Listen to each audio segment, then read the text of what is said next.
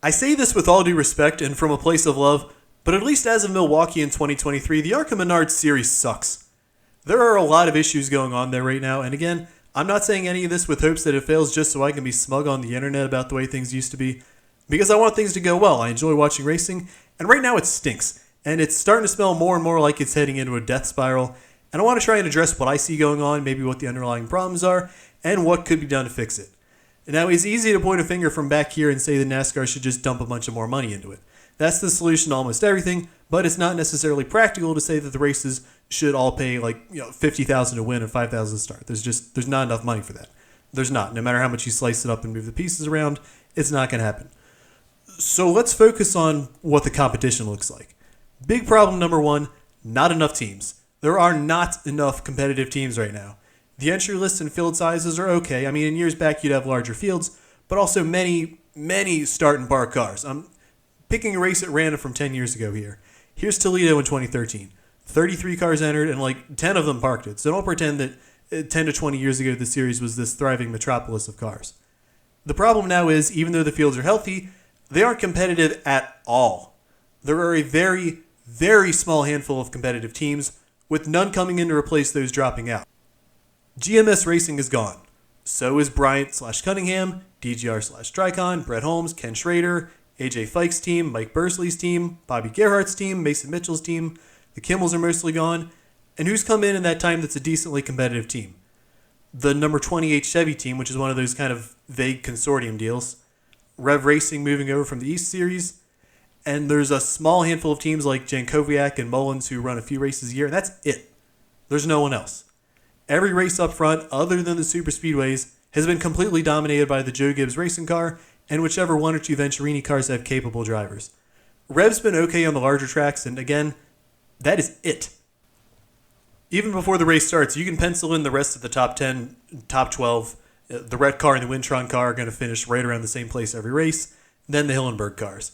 Now, honestly, Andy Hillenberg is putting this series on his back as far as car count goes, even though they're all in the rear of the field. Those are where guys just looking to get into race the series are going. Those types of deals where you have absolutely no chance of keeping up with the three fast cars under any circumstance. So again, you turn on a race, and you're essentially guaranteed to watch the 18, the 20, and maybe the 15 or the 25 go out and just stop the competition. And it's not enjoyable. And again, I don't hate the Venturinis or Jesse Love or anybody. They're doing what they have to do to win races. You can't fault them for that. It's just that the game is a loaded deck right now. The cost of competition is just too high. Let's take a look back a couple of years when Joe Gibbs Racing entered the series in 2017. That was when they started up their ARCA program with the goal of having it ready for Ty, who was only 14 years old at the time. When the time came, they ramped up, and with it, the price of competition started to skyrocket upwards.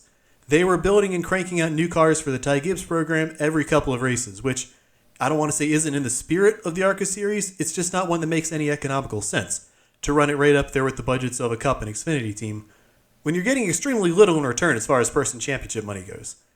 And this has happened before. Evernham did it with Aaron Crocker. Childress did it with Ty Dillon. Dillon won 7 of 19 races in 2011, and according to some people, he should have won at least twice that many because they had about twice the budget of anybody else. Putting that much into a team generally isn't done because, again, it doesn't make sense in either spelling of the word, and really only occurs when it's a family kind of deal from a Cup program. I don't fault Joe and Coy for dumping money, and it's their kid. If they want to see him win races, you can't really argue against that. But it sort of helped usher in a second era of this car where if you aren't putting in that much money in engineering, you're out. And I mean engineering because these cars are really cheated up. I don't necessarily mean cheating in the law-breaking sense of the term, but it's not much of a secret that inspection in the ARCA series is a little on the light side. I mean, when was the last time anyone failed? Most teams are running Ilmor engines now, so it's not there, although some teams are running some worn-out additions. But the cars themselves are really tricked out, with the skew and things like that, much more than the Cup and Xfinity cars are at the moment. That's kind of ridiculous.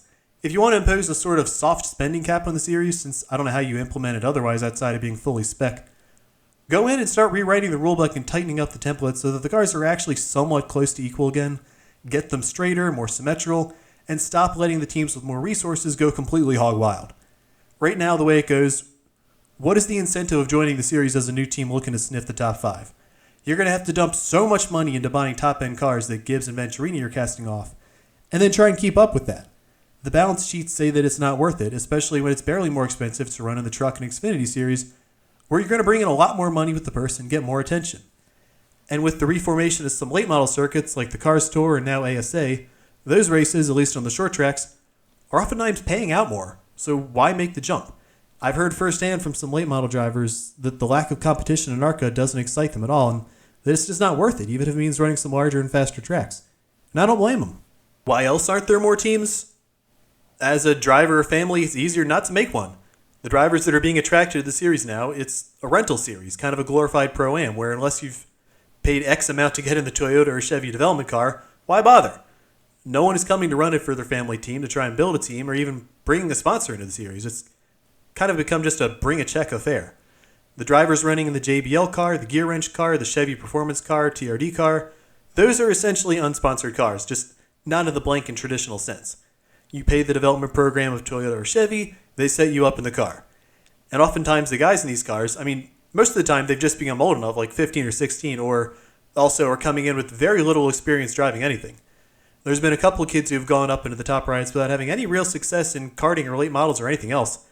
And that just hands the race, again, to the 18 or the 20 who do have competent racers behind the wheel when it's Jesse Love or William Sawallick. And when you have fields of nothing but those kids, it turns into bumper cars where there's no real consequence for any of your actions because you're only there until you've either run the required amount of races or until you're old enough to run in the Truck or Xfinity series. And when you get up there, you have no idea what racecraft is when it comes time to run around other vehicles running similar speeds as you. I feel like this is why the middle third of the truck field is so combustible and destructive right now. There's a lot of kids running these races who have never been told no, never had to face any consequence for tearing up equipment because it's all just a rental deal and dad is willing to just keep forking out the cash. So how do you put up guardrails for this? Well, ideally, you have veterans in the series, like the higher NASCAR series have always had, as mentors, as enforcers, or as at least role models on the racetrack. Now, you can't legislate that older and experienced drivers have to come and run ARCA races. It just so happened that in the past, there were more of them because it was easier and cheaper to run a competitive team. Everyone wants it to have figures like, again, let's say 10 years ago.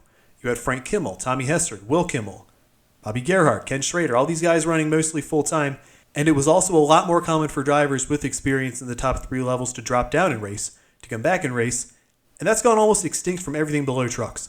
Once the younger drivers can get out of late models or the ARCA and regional series, generally they don't ever come back.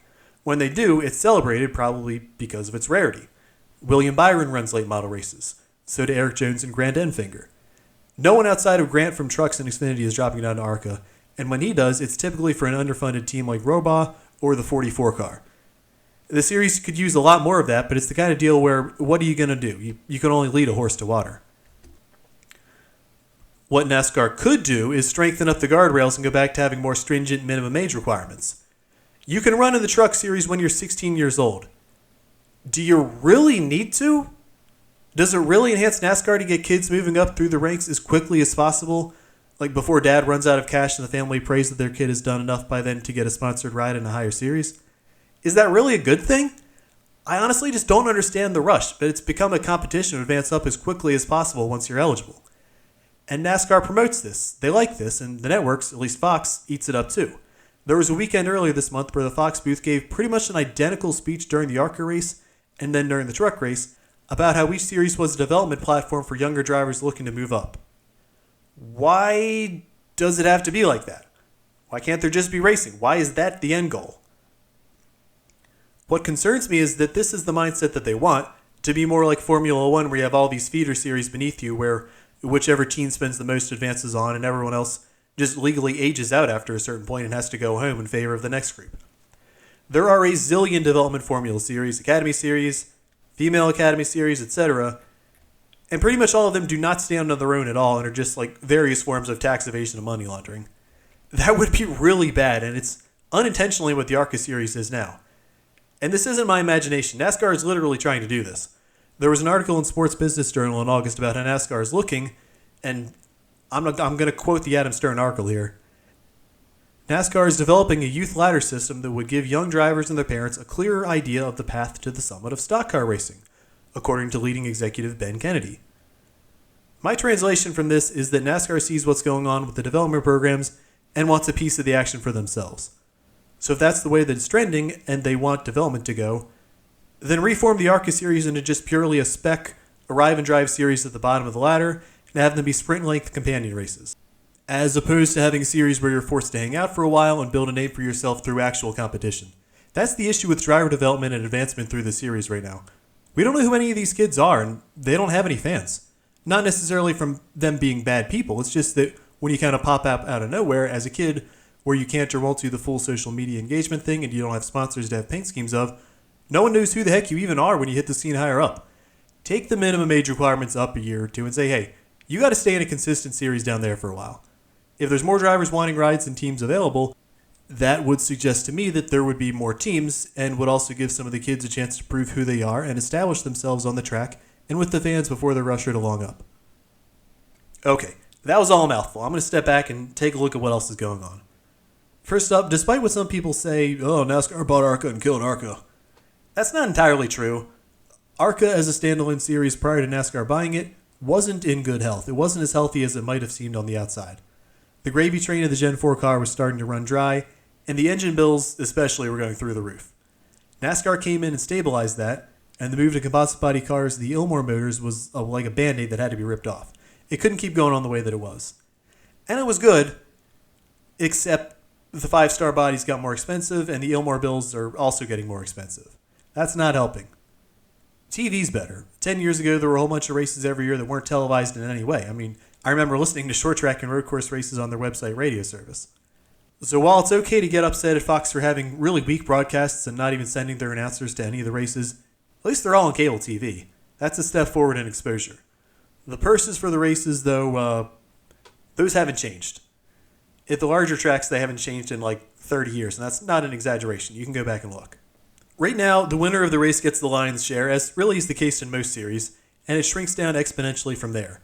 Daytona pays about $17,000 to win, 10th place gets $5,000. At the intermediates, winner gets $10,000, 10th gets about $2,000. At the short tracks, the winner gets $5,000, 10th gets about $1,200. There's a bunch of contingency awards, so the highest finishing few cars can get a few grand on top of that per race, but that stinks. Larger races in this series were paying $1,000 to start in 1992, and that's barely changed.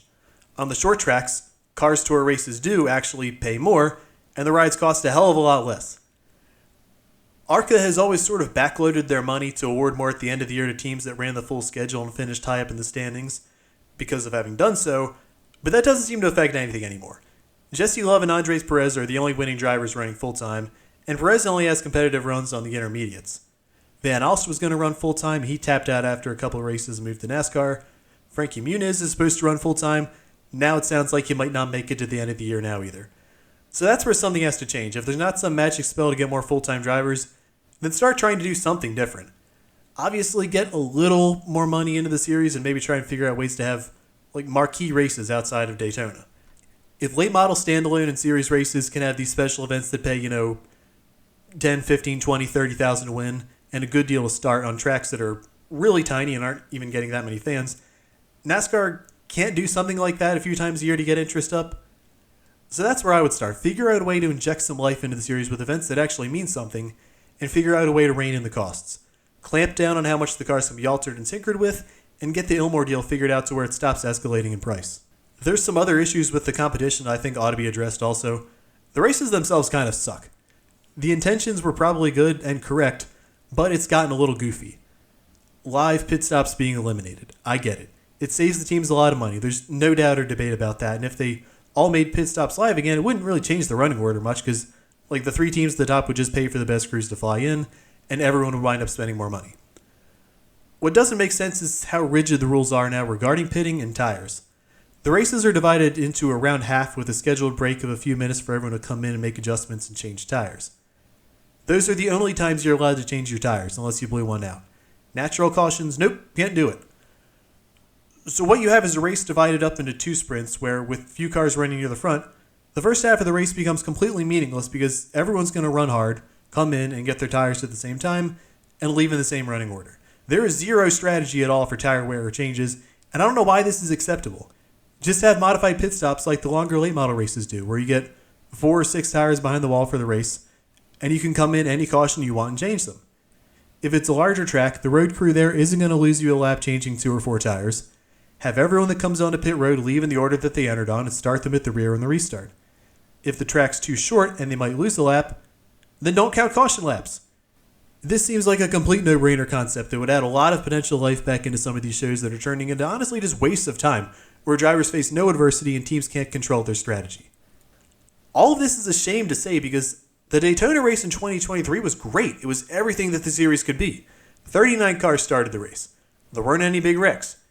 Jason Kitzmiller led 14 laps. Jason White led 14 laps and almost won, and Greg Van Alst did win. It's just a shame that afterwards, most of the races have been formalities, and there's been a pattern of that the last couple of seasons. And we don't get a lot of the series around here where I live. In years past, I went to the races at Dover, the road course at New Jersey, and Pocono. The Dover races are terrible now, and I have no desire to spend any money to watch like 6 cars run around a mile-long racetrack. In Pocono, as a standalone race on Fridays before the rest of the series runs, I have no desire to drive up and see it in its current format and field strength. It's just a shame, and I really hope that NASCAR has some kind of vision of what they can do to make it viable for new drivers and teams to come in and stay for more than, just a cup of coffee. I just want to watch races, man. I don't want to see what ought to be a good thing get screwed up and disappear.